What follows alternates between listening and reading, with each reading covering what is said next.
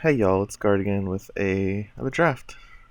Just gonna do another casual draft. Wow, finally have enough silver to I'm not gonna spend my silver to play in a draft, but so it's pretty clearly Sorrow Maiden. It's one of the best strokes in the set. Plus, it's really good in unlegendary, the format that disallows legendaries. The other good cards in this pack are Progenies. That's okay if you like the sacrificey type of deck, but I don't like drafting Progeny personally because it's really useless at rank 2 and 3. Like, you never want to play the card if it's not being played at rank 1. Aetherphage is okay, it's just a decent creature with good effect. I really like Hammerfang if I were playing Tempest because it's a large creature, like it's Volcano Giant sized. 10/10 at rank 2 is pretty good, like really good actually.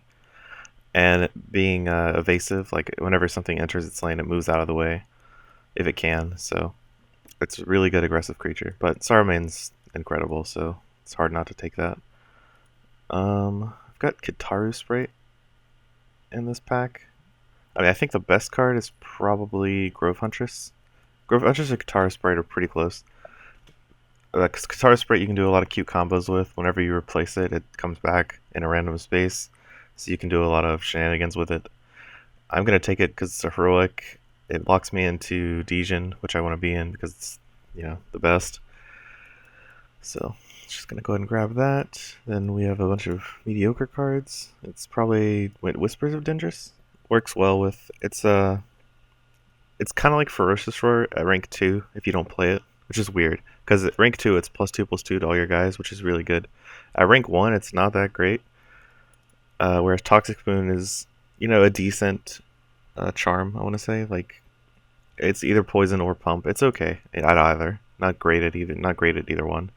But since it has both, it's decent. I think Whispers is a bigger upside though, because it's affects all your creatures. Wow, right at the Grimcon. Okay, well, this card's really really good, especially in this color combination where you can make a lot of creatures and have a lot of small creatures. So Grove Huntress for sure, since Abyssal Maw is okay. Like it's a decent abomination, but it's really small. It requires you to have more abominations in your deck.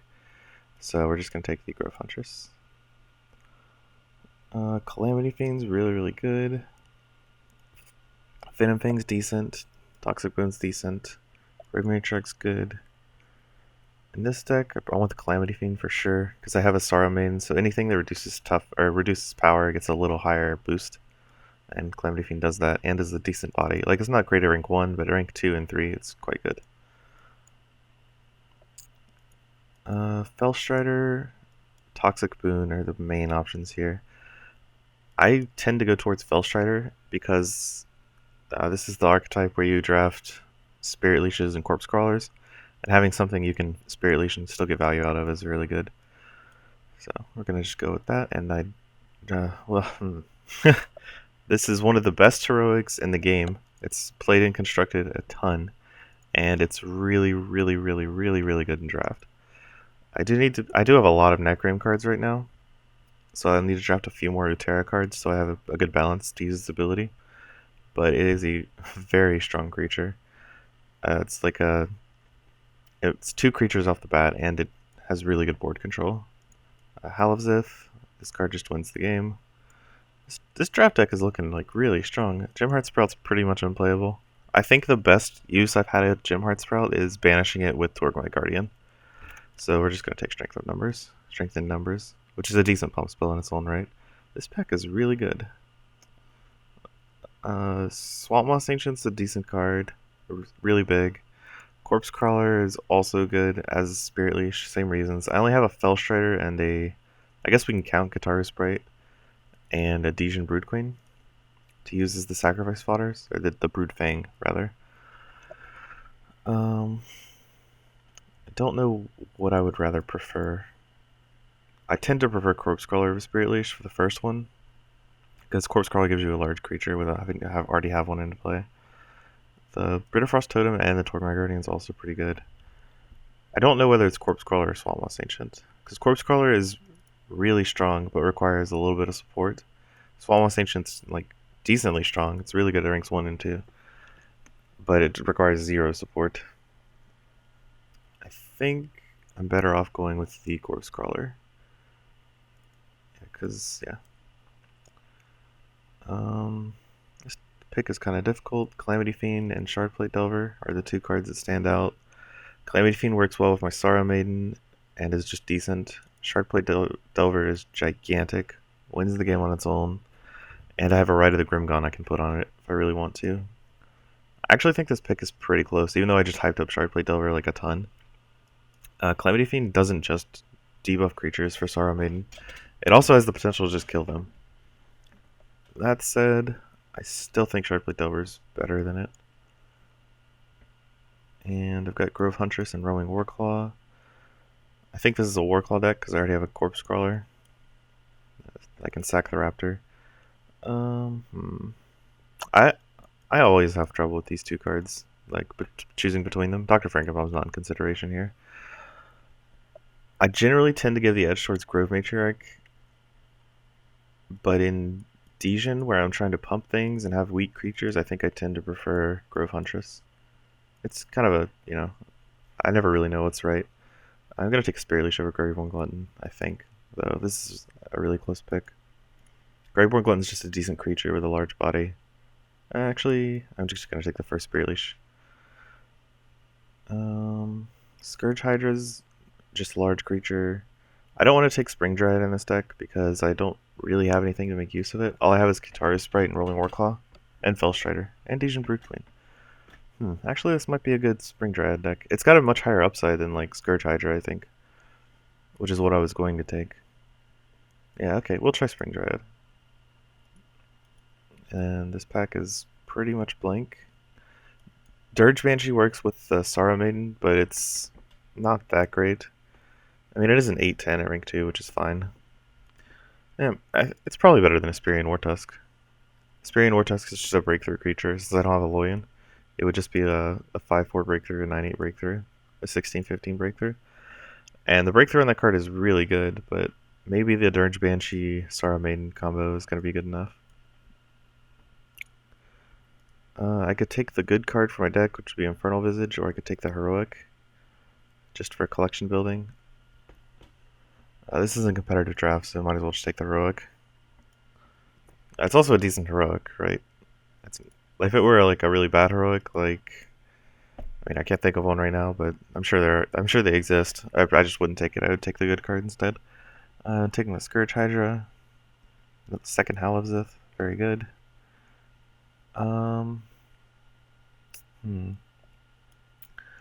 So I can take Zombie Titan, Scourge Hydra, or Ursine Strength, I think are the main considerations. Or Cold the Weak. I could take Cold the Weak. I just don't think it's worth. I think it's much worse than these other cards. What do I need? I have a lot of pump spells, a lot of creatures that make small creatures. As far as big creatures, like threats, I have Delver, Zrath, Warclaw, Crawler, and Hydra. So I think I need a threat creature. With Hydra, I have, I guess, Fellstrider, Kitaru Sprite, and any tokens I pop out to hit for free. Zombie Titan. I think it's Zombie Titan. Because the region works really well with my pump spells, and it's only slightly smaller than Scourge Hydra. It's 11/11 at rank 2. Zombie Titan's at 10/10 at rank 2. So yeah, I think it's Zombie Titan. I don't want the Ursine Strength here, though it's good because I'd rather have a strong creature or a strong threat. So, and I guess I go for another one. Yeah. It's definitely better than Dirge Banshee. Dirge Banshee's not that great on its own. It's only good if I draw the...